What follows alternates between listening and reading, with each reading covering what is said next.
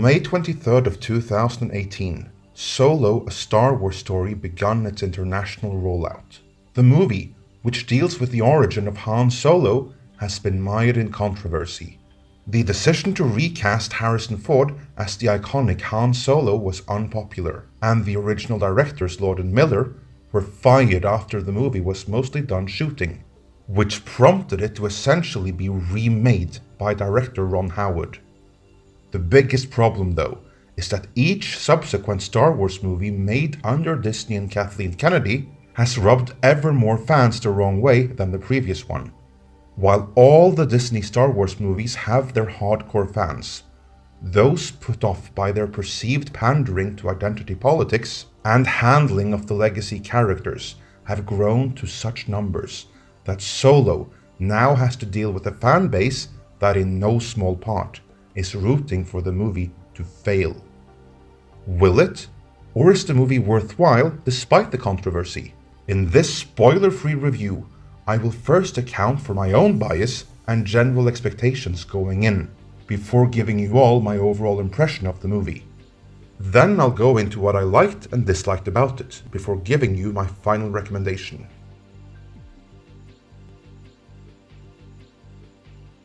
Before we go on, let me first establish that I am not a Star Wars fan per se.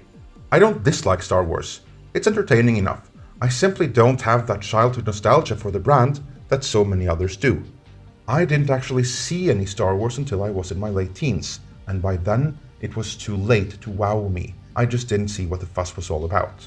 But I respect and appreciate the original Star Wars trilogy for the perfection with which it executes both storytelling structure and characters based on Jungian archetypes. George Lucas and the many other unsung heroes who helped him make the original trilogy drew inspiration from numerous other sources, such as pulp fiction, like Edgar Rice Burroughs' Barsoom stories and the Flash Gordon serials, as well as classic literature and mythology. Lucas was also heavily inspired by Joseph Campbell's book Hero with a Thousand Faces, which lays out the hero's journey of mythological storytelling, dating back to prehistory. The fact of the matter is that Lucas distilled the messages in this book so perfectly that Star Wars and their characters, most notably Han Solo, have themselves become shorthands to describe certain archetypes and story cycles. For this, I am of the opinion that the original trilogy and its legacy characters should be left alone, as going back and giving them new origin stories with twists and turns for modern audiences is tantamount to iconoclasm. And so I was against this movie purely out of principle, completely regardless of that principle. Just from having followed the movie's development and being aware of its production history, my expectations were also rock bottom. So how did it fare? Was it as bad as expected, even worse, or somehow better?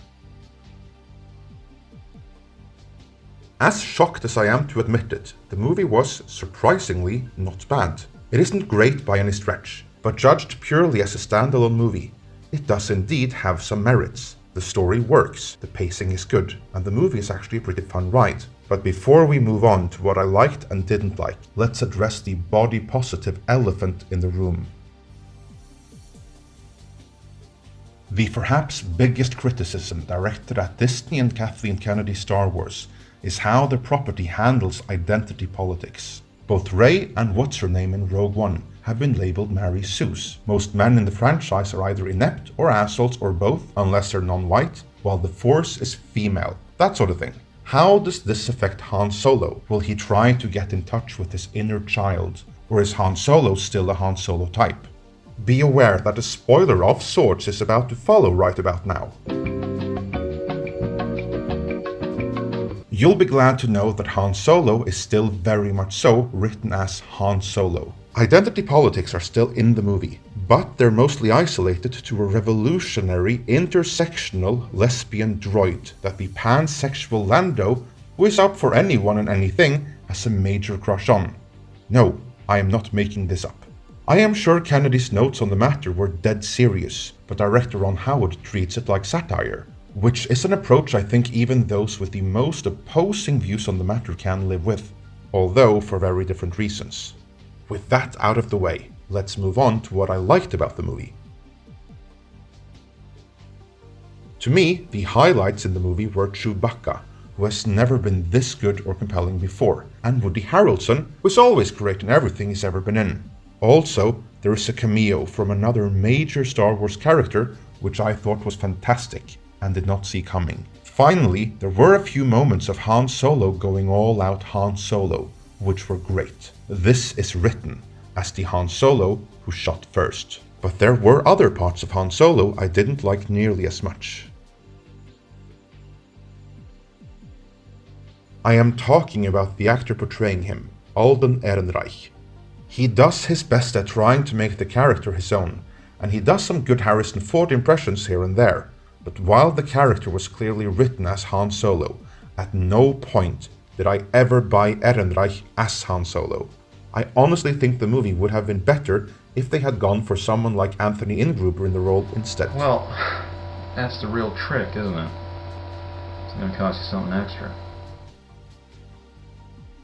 So should you see the movie? I had fun with it overall, so much so that I suddenly got a little bit excited about the sequel the movie hints at, something which I would have thought was impossible prior to seeing it.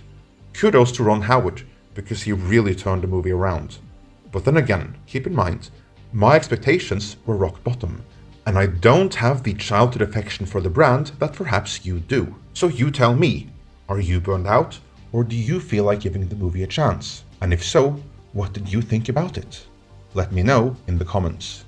If you like this video, then please click the subscribe button. And don't forget to click the bell icon to be notified for all the latest uploaded content. Due to recent changes to YouTube's monetization policies, we'd also like to ask you to please consider supporting Midnight's Edge and its sister channel Midnight's Edge After Dark through Patreon. As thanks for their support, patrons will receive early notifications of mini documentaries, special behind the scenes making of the Edge videos, bloopers, outtakes, lost episodes, and more. You can support the channel for as little as $1 a month. Be sure to check back for news and analysis on the corporate politics behind your favorite genre movies, as well as updates and discussion here at Midnight's Edge.